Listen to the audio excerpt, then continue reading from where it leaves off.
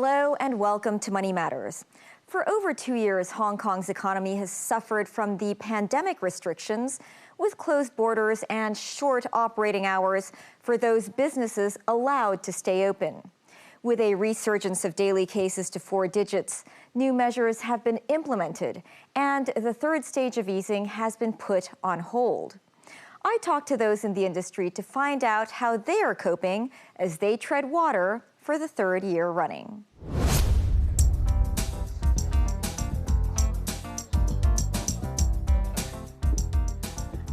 So this is the new place, and it's been open 2 weeks? 2 weeks today. How much bigger is the new place compared to the old place? The old place was 1,000 square feet, whereas here, including the kitchen area, we're looking at a total of 4,000. So it is considerably bigger than the old place. The Wanch, an institution for live music in Hong Kong, has been around for 35 years. In 2020, they managed just 33 days of business.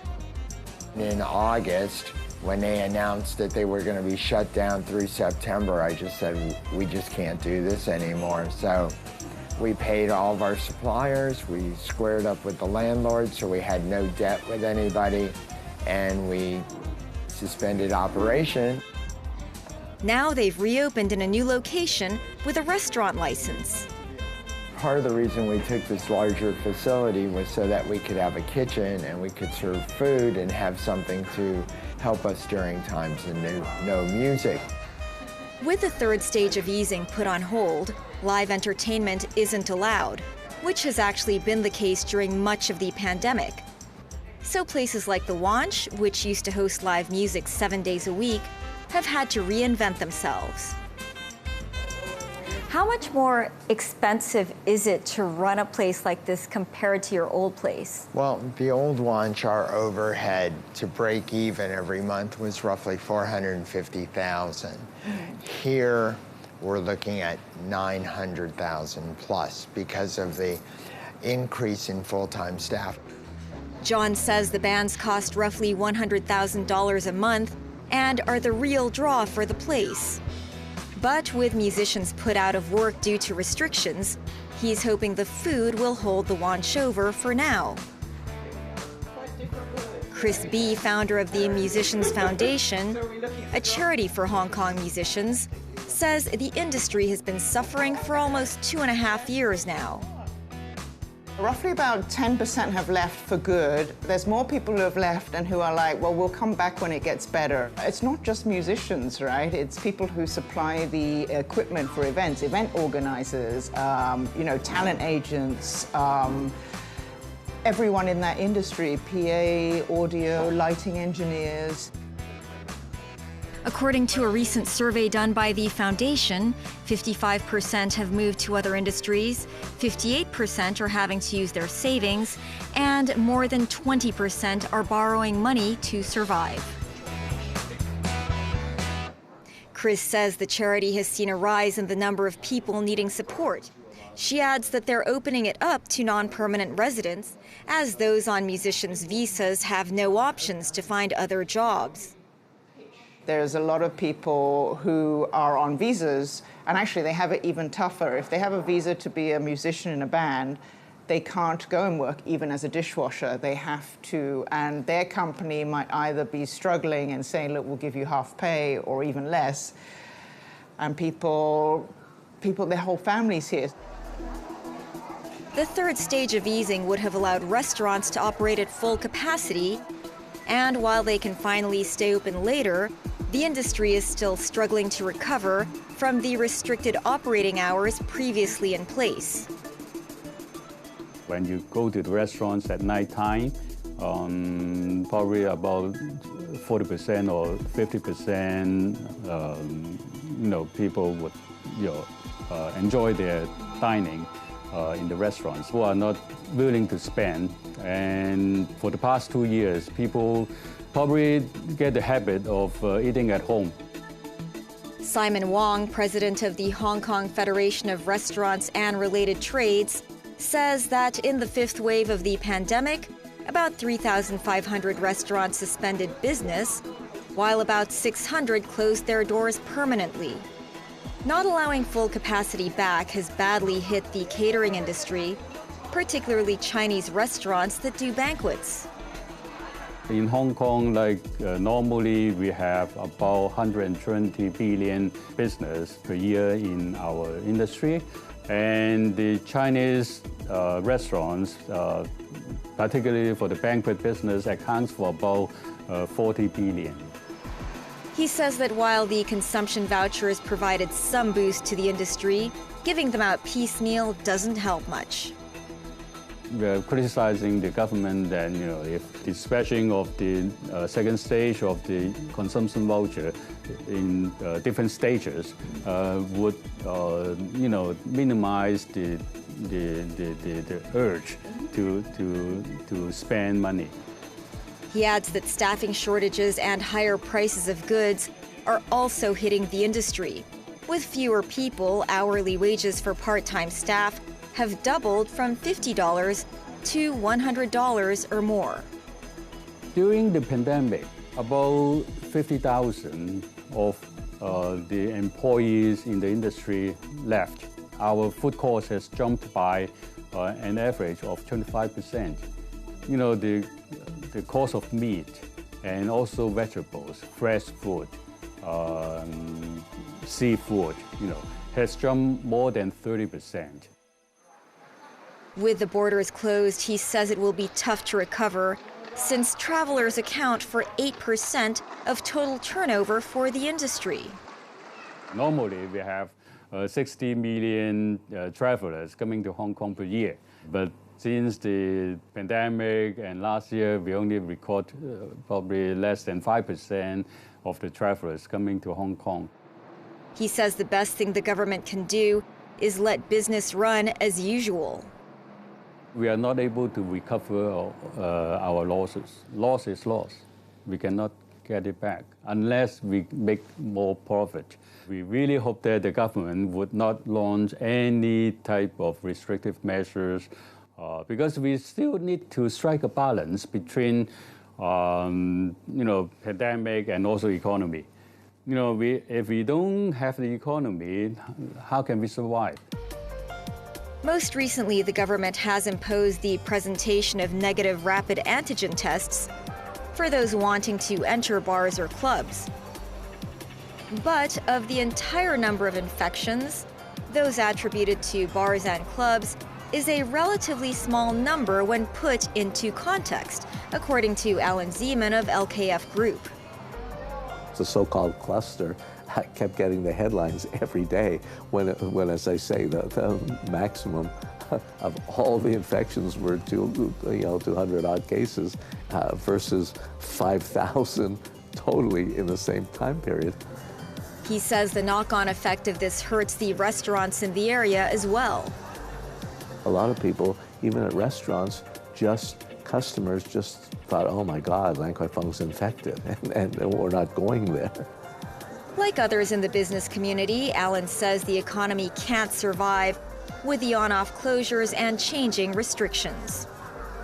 We can't continue to have this all the time and because businesses just won't survive. So many businesses have gone bankrupt. We can see a lot of the unemployment figures are up, especially for the bar and club industry and restaurant, because they were closed for so long, many since January. A lot of the industry people have left and transferred over to another industry. And the closed borders continue to pose an issue for businesses who feel cut off from the rest of the world. Alan says most companies are down 20 to 25%. Melissa, the most important thing is really to open up the border, is on both sides, is really get rid of that 1 week quarantine and then eventually, hopefully open the border with China. All over the world, people are, it's business as usual. Most countries now are not even asking you to do a test or do anything.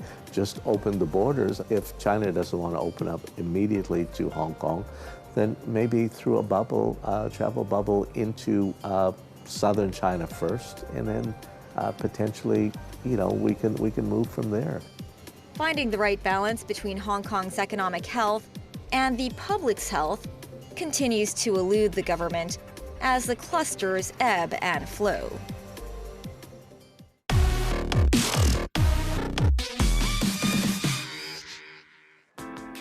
The U.S. stock market's dip into bear market territory has investors worried a recession might be the next financial shock.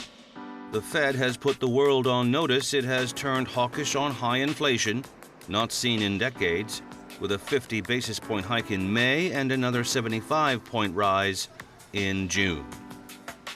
9 of the last 12 bear markets that have occurred since 1948 were followed by economic recessions. Tesla has cut job postings by 14% since CEO Elon Musk warned he was worried about the U.S. economy and needed to reduce staff. The number of job listings on Tesla's website has dropped to 5,000 from nearly 6,000 at the start of June. Analysts say Tesla's actions are a concerning sign of the global economy's decreasing health. Meanwhile, a shareholder of Tesla has sued the electric car maker, Elon Musk, and its 11 board members. The investor accuses them of neglecting to tackle complaints about workplace discrimination and harassment. When Money Matters returns, tourists in the UK share in the mysteries of Stonehenge as the country continues to open up.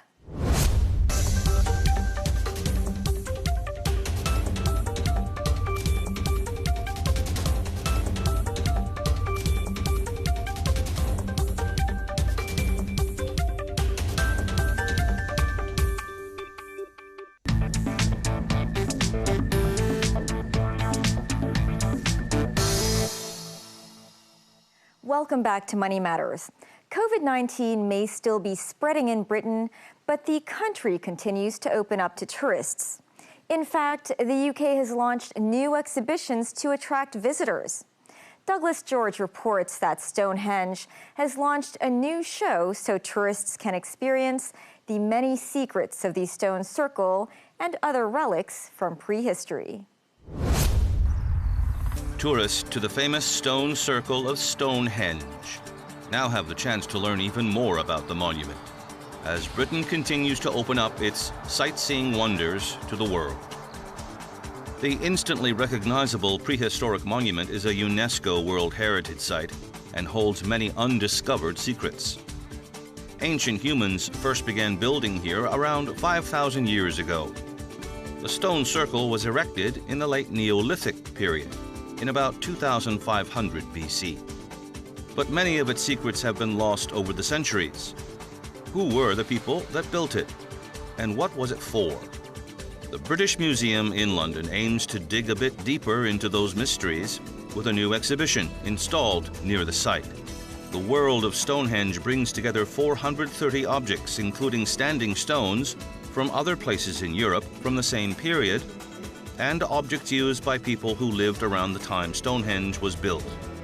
In the exhibition, we explore the history of Stonehenge. We pull apart the different periods in which it was built and modified. And what we show is that there was no one Stonehenge. There were many different monuments that meant different things to different people at different times. And so you'll learn about how Stonehenge was at one time in its history a cemetery, for instance, and then later on it became a place that's much more like a cathedral, somewhere where people went to worship and undertake ceremonies.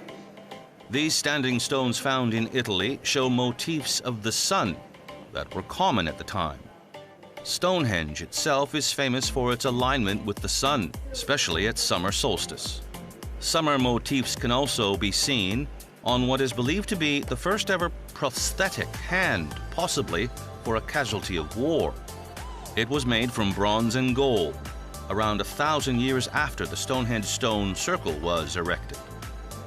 Death also gives clues about the lives of Stonehenge-era communities. These human remains of a man and woman found in Germany would have been buried to align with the rising sun. Objects reflecting their lives were found alongside them. Another ancient grave has revealed interesting objects. These chalk sculptures were discovered in 2015, buried alongside the bodies of 3 children in Yorkshire, northern England. It's been described as the most important prehistoric discovery in 150 years.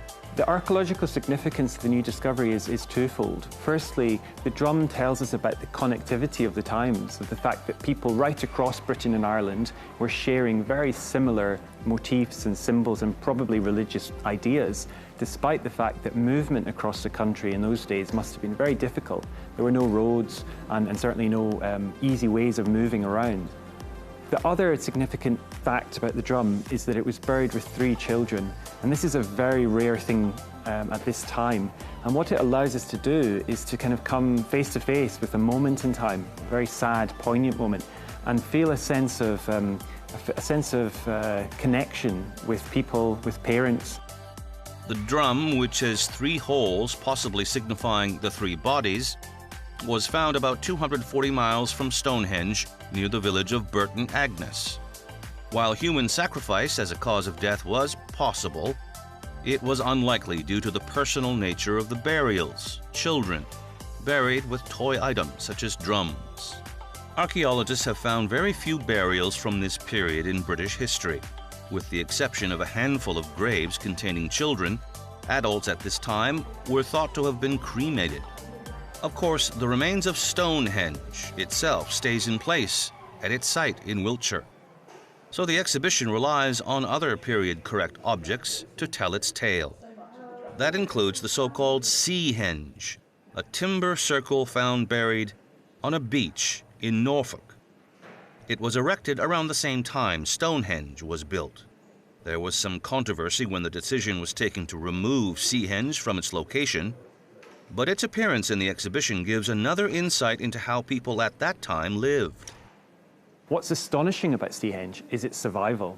So we know from dating the wood that it was constructed in 2049 BC, in the spring or summer. So it's over 4,000 years, and yet the bark and the wood feels as if it might have been made not so long ago, maybe a year ago. It feels so fresh and urgent.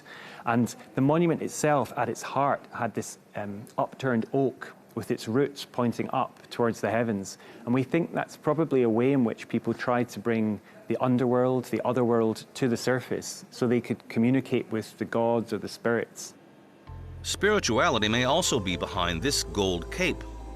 It was buried with a woman at around 2000 BC in Leicester. One theory is that she was a leader or a priestess and wore it during ceremonies. The night sky is the subject of this Neolithic disc. The Nebra sky disc was made using gold from Cornwall and bronze from Central Europe. It was found in Germany. Like Stonehenge, it could position the rising and setting sun. It's one of the stars of the exhibition. One of the star objects in the exhibition is the Nebra sky disc. It's a remarkable bronze and gold disc about the size of a dinner plate, and it's decorated with stars and the crescent moon and the full moon, and it's the first depiction in human history of celestial bodies, in this case the Pleiades constellation, sometimes called the Seven Sisters. That group of stars, that was very important to early farmers because the appearance and disappearance of that cluster of stars was often taken as a way of signalling the beginning and end of the farming year. Custodians of the actual prehistoric site of Stonehenge think the exhibition will tell people much more about the iconic stone circle than just visiting the site. Some researchers say the present-day Stonehenge is a historic gateway, providing a unique insight into the similarities of the Neolithic builders of the circle and modern humans. They've gathered in lots of artifacts that relate to the time of Stonehenge, and I think they're demonstrating prehistory in general, but they're using Stonehenge as a sort of gateway because it's so iconic, and a lot of the things do relate to Stonehenge. But I think it's going to give us a fantastic insight to the fact that those people, in a way, were just like us, but they just had different technologies and everything. But it will be absolutely fantastic, and we hope that by going to the exhibition, people will want to come and see the real thing, and we look forward to welcoming them when they do come.